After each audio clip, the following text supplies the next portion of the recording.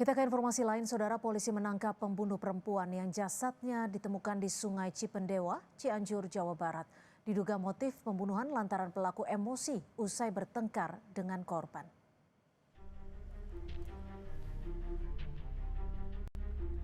4 Juni 2025 lalu, sesosok jasad perempuan tanpa identitas ditemukan warga di Sungai Cipendewa, Desa Pakuwon Puncak, Cianjur. Usai dilaporkan ke polisi, jajaran Satreskrim Polres Cianjur, Jawa Barat melakukan pendalaman atas penemuan jasad perempuan tersebut.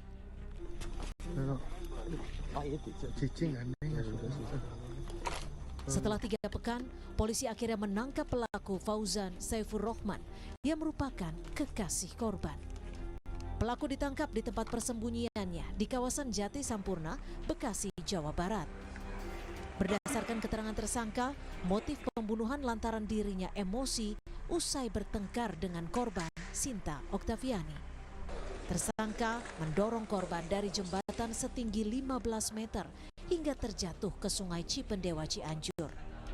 Pelaku juga sempat memastikan korban tewas dengan turun ke sungai dan kembali memukul korban. Polisi memastikan tersangka dikenakan pasal berlapis serta pembunuhan berencana atas peristiwa yang menewaskan Sinta Oktaviani.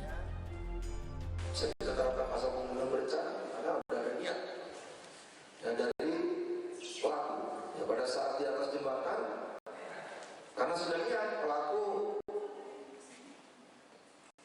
menghabisi nyawa korban dengan cara dilempar dari atas jembatan. Setelah dilempar, dipastikan lagi di bawah untuk memastikan pelaku ini meninggal atau enggak. Selain melakukan pendalaman atas kasus pembunuhan, polisi juga menyelidiki dugaan tindak kejahatan lain yang dilakukan pelaku dalam kasus ini. Angga Riyadi, Kompas TV, Cianjur, Jawa Barat. Dan sudah bergabung bersama kami AKP Tono Listianto, Kasat Reskrim Polres Cianjur, Jawa Barat. Selamat petang Pak Kasat, hingga sejauh ini penanganan dan juga pendalaman kasus pembunuhan di Cianjur ini, apakah ada kemungkinan tersangka lain? Baik, terima kasih Mbak. Untuk tersangka lain kami pastikan tidak ada karena memang pelakunya tunggal, yaitu tersangka saudara MFS ini. Dan untuk kaitannya dengan tindak pidana lain tentunya kita juga lagi mendalami karena memang selama kurang lebih 2 bulan ini kami cek di device daripada tersangka dan korban itu sering transaksi. Jadi korban ini dijual. Nah, ini sedang kita dalami oleh tim penyelidik dan penyidik Satreskrim. Nanti perkembangannya akan kami sampaikan kembali.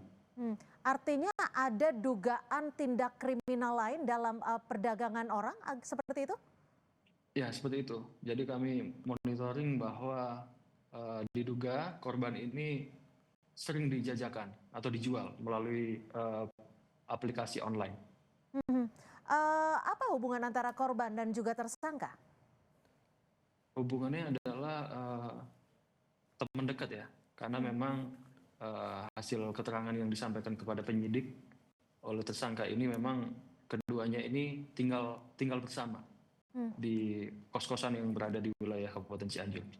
Terkait dugaan tindak kriminal perdagangan manusia, sejauh ini pendalamannya sudah seperti apa, Pak Kasat? Ya, saat ini kami sedang mengecek device daripada tersangka dan korban. Kemudian tentunya kita akan uji laboratorium forensik digital, ya kan. Kemudian kita akan melakukan pemeriksaan saksi-saksi lain. Sejauh ini berapa orang yang sudah diperiksa, Pak Kasat, saksi-saksinya? Sejauh ini sudah kita lakukan pemeriksaan sebanyak 12 orang. Oke, pelaku dan juga korban adalah teman dekat dan korban juga sempat dalam tanda kutip dijual oleh pelaku. Apa sebenarnya yang yang dipertengkarkan antara keduanya, Pak? Ya, hasil keterangan yang disampaikan oleh tersangka, namun masih kita dalami juga bahwa memang sebelum kejadian itu korban sempat ditawarkan melalui aplikasi online tapi gagal gitu, sehingga karena mungkin korban kesal, akhirnya sempat memukul pelaku atau tersangka. Nah, karena tersangka ini dipukul di jalan, akhirnya tersangka emosi dan melakukan perbuatannya, yaitu melakukan pembunuhan dan dibuang di Sungai Cipendawa, Kabupaten Cianjur. Untuk tindak kriminal perdagangan manusia ini, ada berapa korbannya yang saat ini sudah diketahui?